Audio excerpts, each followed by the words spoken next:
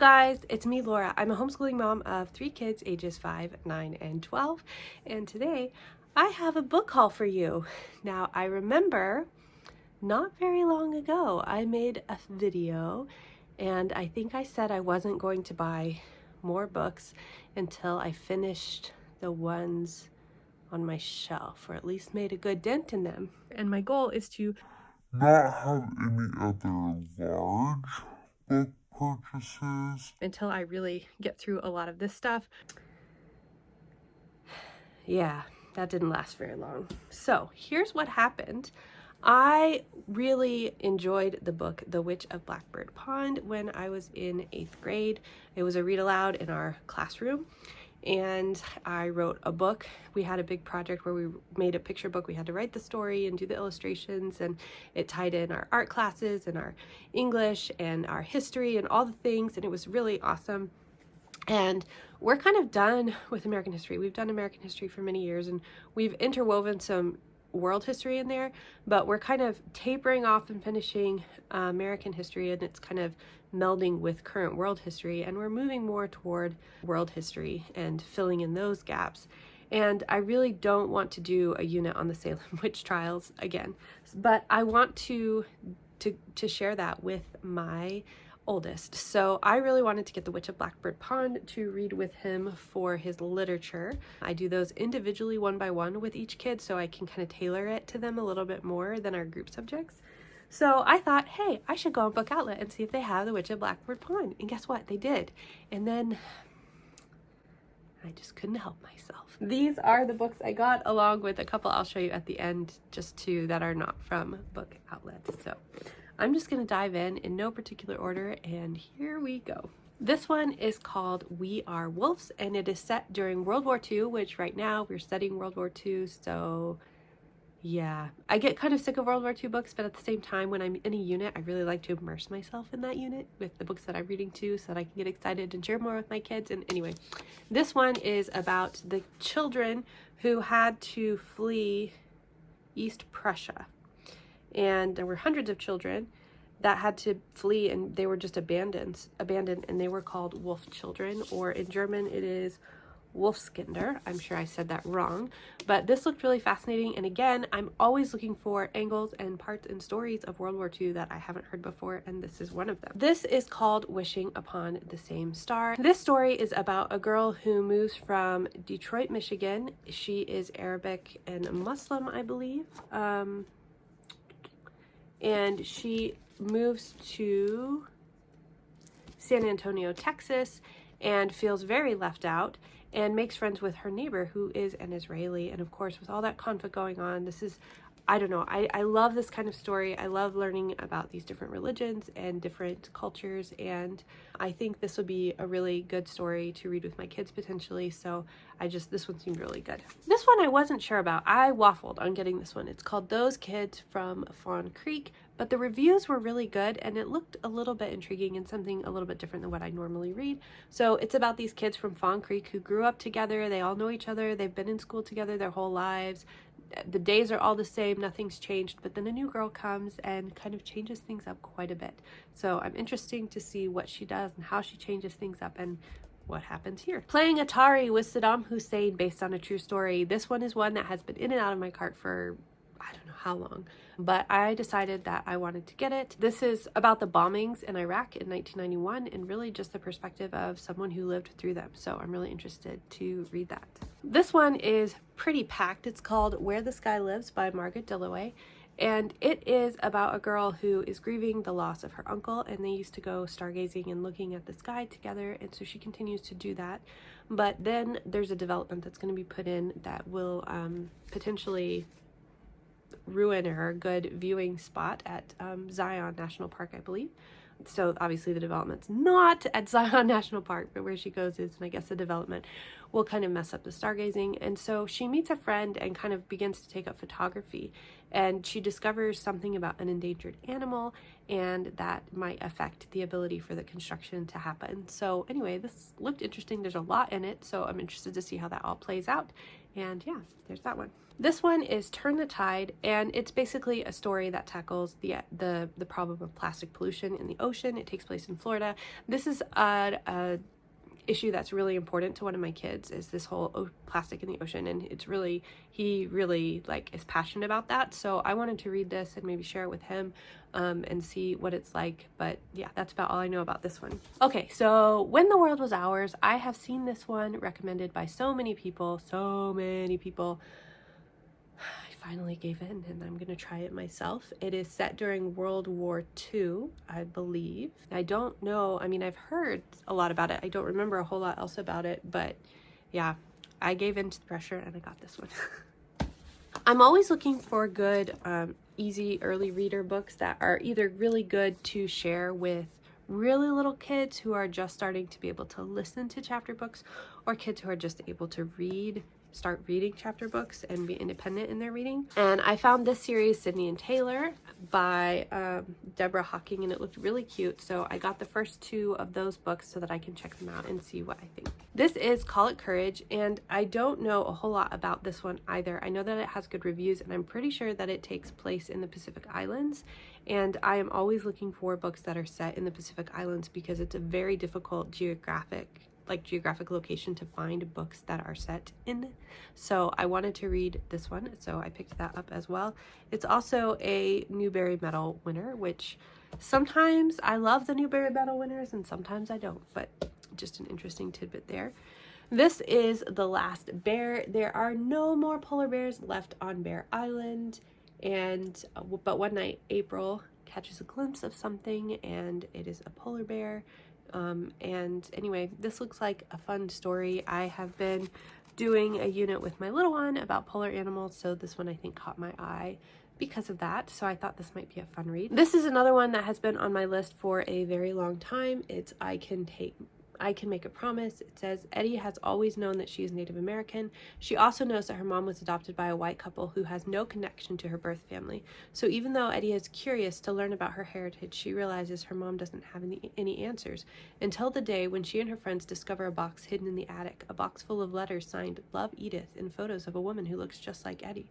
Could this woman who shares her name belong to the Native family that Eddie never knew about? But if her mom and dad have kept this secret from her all her life, how can she trust them to tell her the truth now?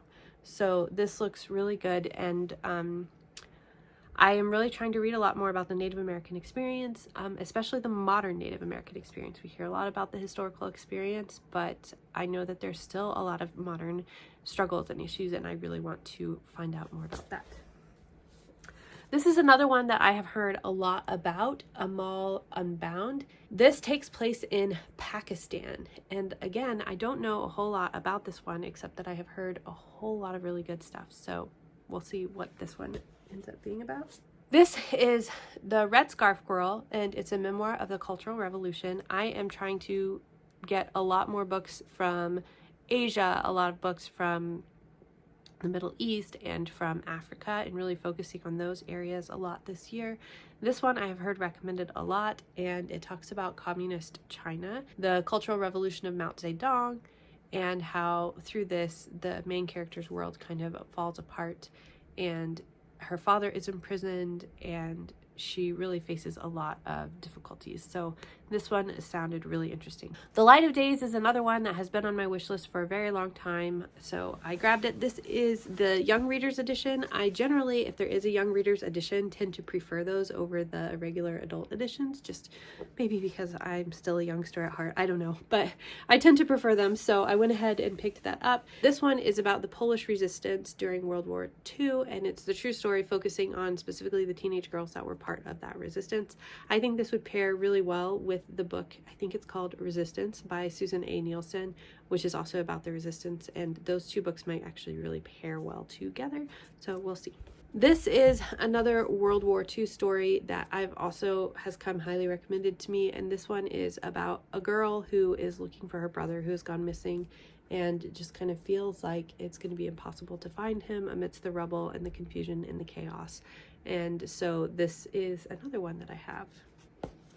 Now I have ones that are a little bit more picture books. One is in like nonfiction kind of picture books and fiction. So this one is called Strong Voices, 15 American Speeches Worth Knowing. And this one I thought would just be really neat to have on hand to look at as we go through history.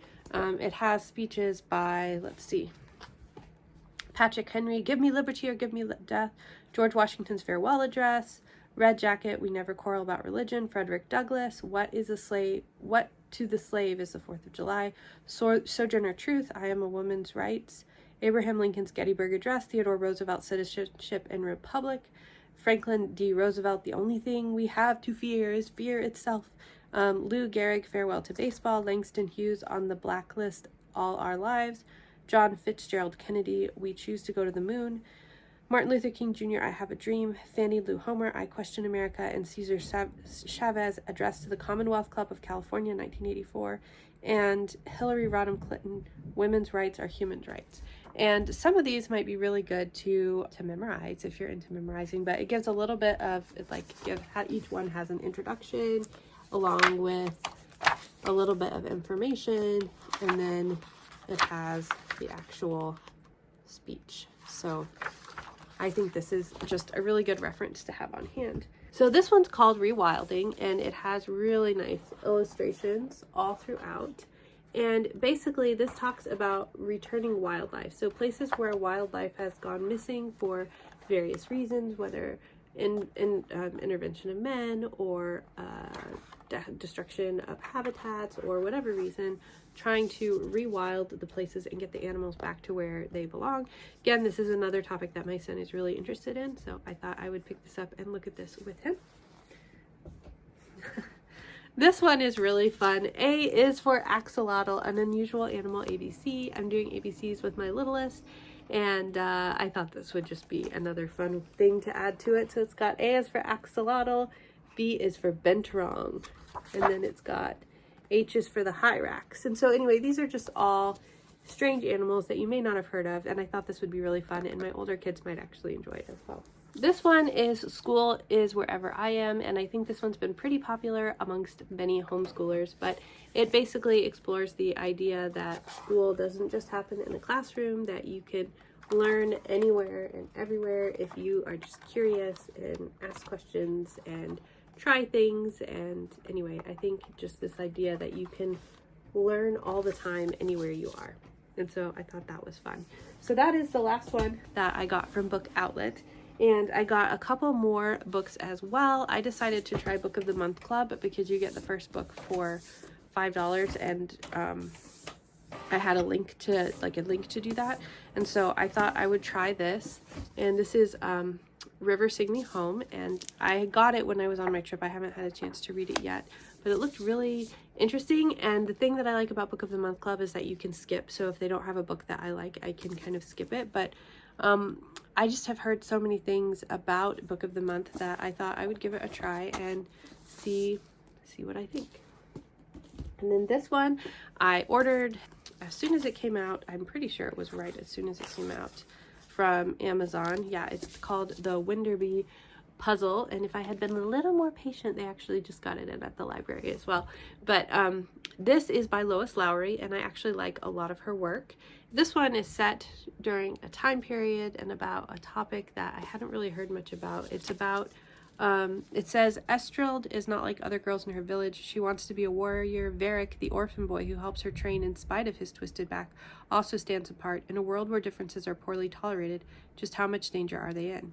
Inspired by the true discovery of the 2,000-year-old Winderby bog body in northern Germany, master storyteller Lois Lowry breathes life back into the Winderby child left in the bog to drown with the wooden blindfold over its eyes. This riveting exploration of lives that might have been by a gifted, intellectually curious author is utterly one of a kind. And here is the actual discovery that they made. So I just thought that this was really interesting, and I could totally see me building a unit off of a book like this. So those are the books that I have for you. And I know I said this last time, but I am truly not getting any more books for quite a while because I don't even know where I am going to put all of these. So I am going to, do my best. If you have questions about any of these, please let me know. I will leave a link below to Book Outlet. I got all of those Book Outlet books for, I never spend, I mean, it was probably, I think it was $80 for this order, which is a lot, but not for all the books that I got. So that's pretty exciting. Most of them are hardback, and yeah. But I am not going to look at Book Outlet. I am not allowed to look at Book Outlet until I read some of these books. Let's see how long that lasts. I'd love to hear about any new books that you've got or any of these that sounded particularly interesting to you, and I hope that you have a great day. I'll talk to you later. Bye.